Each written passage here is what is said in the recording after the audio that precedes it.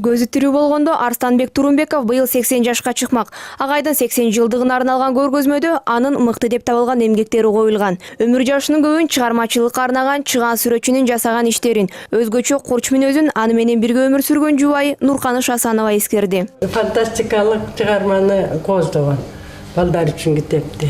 Андагы Асанбектин мояк жакта элдик сайманын ыгында коздогон балдар үчүн китеби күлкү болгон түлкү деген бул эң жакшы моорек иштери.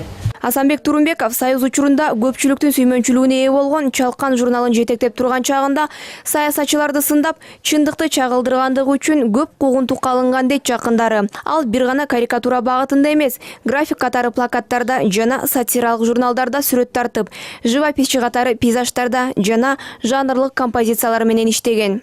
Асанбек Турумбеков художник многогранный. Асанбек Турумбеков көп кырдуу талант болчу. Ал эмгек сиңирген эл сүрөтчүсүнүн наамдарын алган жок. Бирок ал белгилүү болчу. Аны баары таанычу.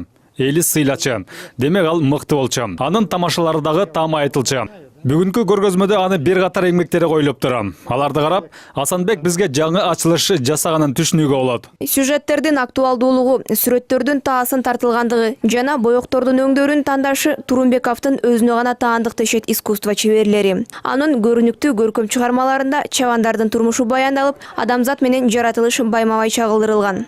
Бир өкүнүчтүү нерсе, ошо акыркы убактарда ошо коюлбай, ушундай карикатура тартылбай, анан ушундай болуп атат да.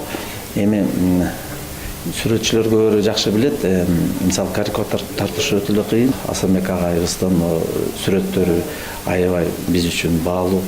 Анан мен ойлойм, ошо бүгүн ошо көргөзмөгө келгендер чоң ошо жакшы иштерди көрөт. Мен ойлойм, Кыргызстан үчүн бул аябай жакшы эле көргөзмө деп ойлойм да.